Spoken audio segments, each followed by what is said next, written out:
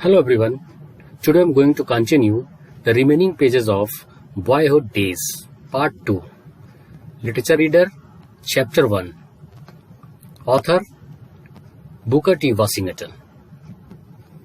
Okay children, let's move on the main content of this chapter. Let's continue the page number 12. The opening of the school, however, brought to me one of the keenest disappointments that I ever experienced. School का opening मेरे लिए एक बहुत ही निराशावादी experience रहा। क्यों? I had been working in a salt furnace for several months, क्योंकि मैं एक सॉल्ट फर्नेस में कई महीने से काम कर रहा था। एंड माई स्टेप फादर,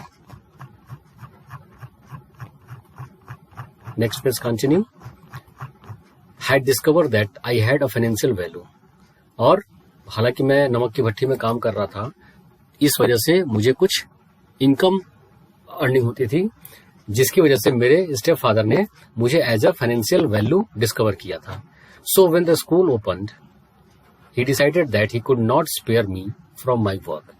और जब स्कूल ओपन हुआ तब उन्होंने डिसाइड किया कि मुझे अलग से कोई टाइम नहीं मिलेगा स्कूल के लिए। The decision seems to cloud my every ambition. और ये जो डिसीजन था वो मेरे सारे एवरी एम्बिशन पे क्लाउड मीन्स होता है, जैसे कहता है ना कि बादल छा जाना, अब मुझे मेरा एम्बिशन दिखाई नहीं दे रहा। However I was determined to learn something anyway. फिर भी चाहे जैसे भी हो, मैंने सीखने के लिए मैं पूरी तरह से डिटरमाइंड था। After a while I succeeded in making arrangements with the teacher to give me some lesson at night. कुछ समय बाद आई सक्सीडेड मतलब मैं सफल हो गया कि नाइट क्लास, मैं टीचर से अप्रोच करके नाइट क्लास के लिए कुछ अरेंजमेंट मेरा हो चुका। These night lessons were welcome that I think I learn more at night than the other children did during the day. और जो नाइट क्लास मेरी चल रही थी उसमें मैं जितना सीख रहा था वो दिन के बच्चों से ज्यादा था। But my boys heart was still set upon going to the day school. मतलब वो दिन में उसकी बॉयज हार्ट, मतलब बॉयज में होता बच्चों का जो दिल होता है, वो भी चाहता था कि और बच्चों की तरह मैं दिन में स्कूल जाऊं। And I let no opportunity slip to push my case. और मेरे पास ऐसा कोई अपॉर्चुनिटी नहीं आया जिससे मैं अपने इस केस को आगे बढ़ा सकूं। Finally I was permitted to go to the school in the day. और एट लास्ट मतलब मुझे परमिशन मिल गया कि मैं स्कूल जा सकूं। With the understanding that I was to rise early in the morning and work in the furnace till 9 o'clock। Permission तो मिल गया, बट मुझे सुबह जल्दी उठ करके 9 बजे तक फर्नेस में काम करना पड़ेगा। And return immediately after school close. और स्कूल बंद होने के बाद जब मैं रिटर्न होऊंगा in the afternoon for at least 2 more hours of work. और स्कूल बंद होने के बाद दोपहर में मैं 2 घंटे और काम करूंगा।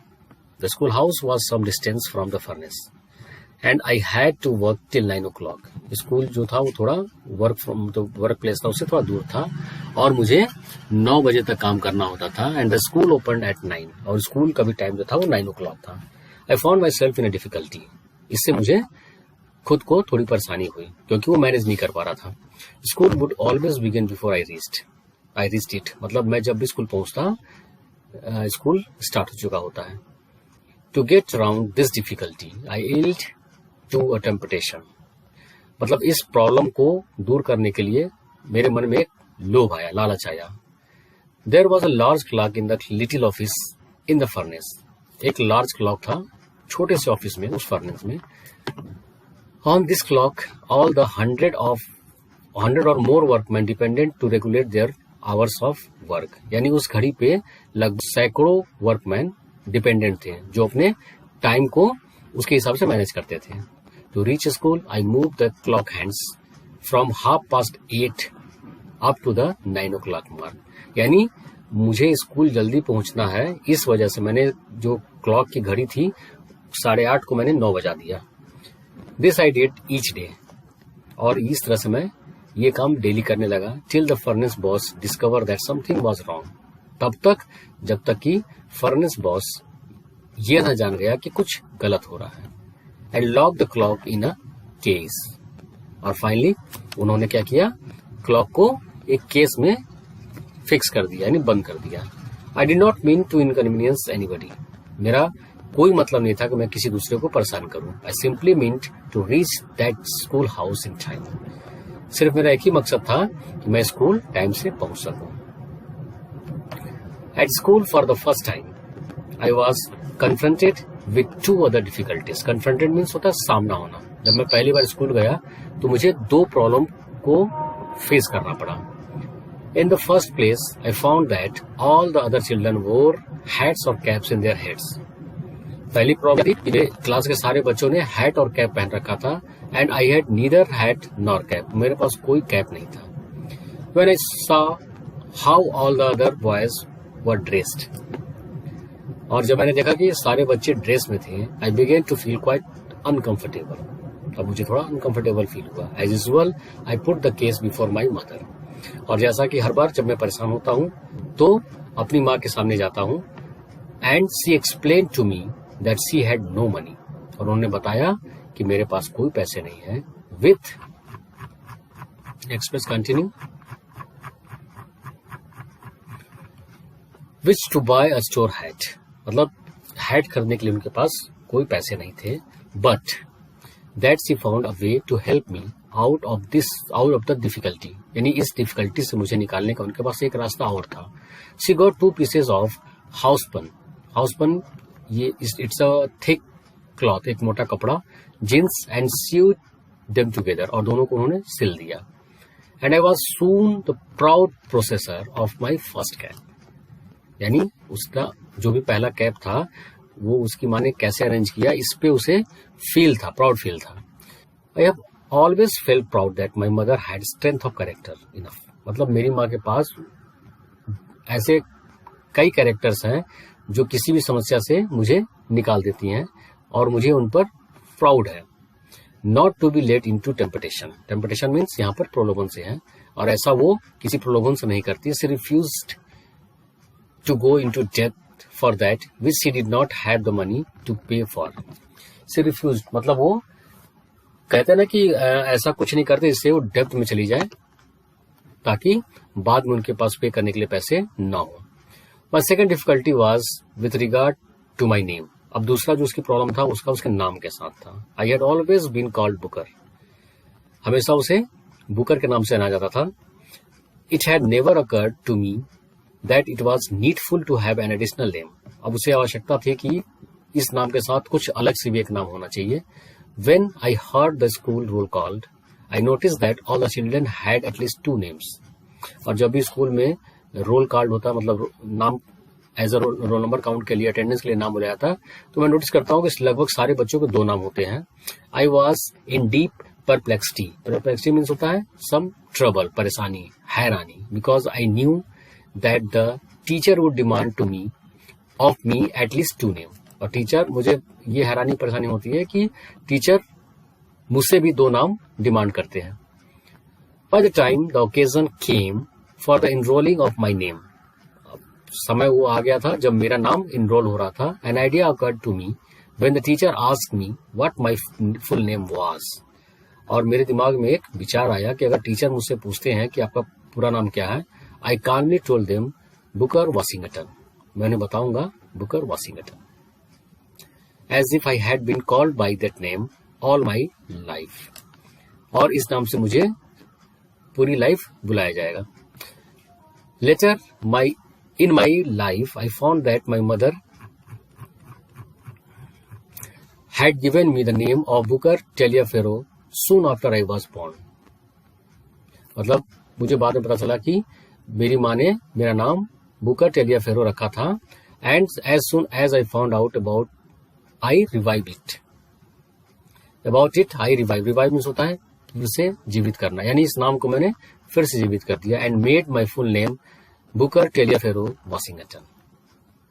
और इस तरह से मेरा पूरा नाम बुकर टेलियाफेरो वाशिंगटन हो गया। I think there are not many men in our country who have had the privilege of naming themselves in the way that I have.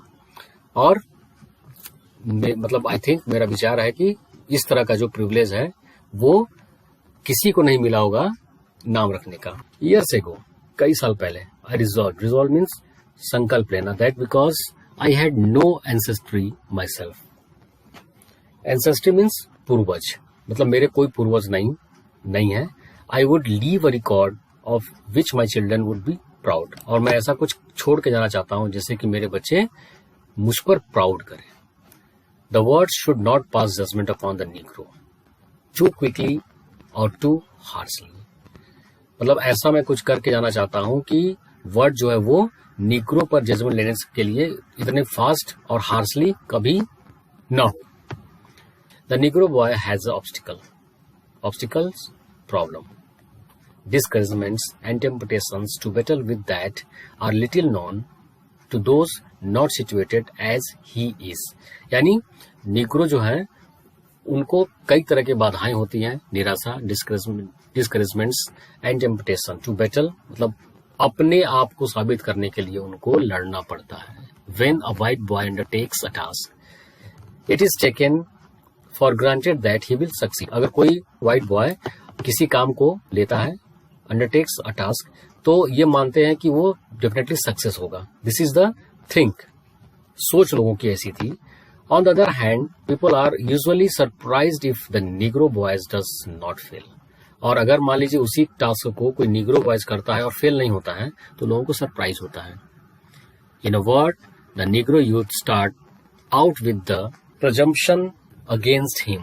Presumption means अनुमान लगाना, यानी नीग्रो यूथ जो है अब वो ऐसा काम कर रहा है कि लोग उसके लिए इस तरह का अनुमान न लगाएं। मतलब होता है ना कि अगर कोई नीग्रो कुछ कर रहा है तो सरप्राइज हुआ, कर ये कैसे कर लिया। तो ये जो सोच है इसे उन्हें बदलना था।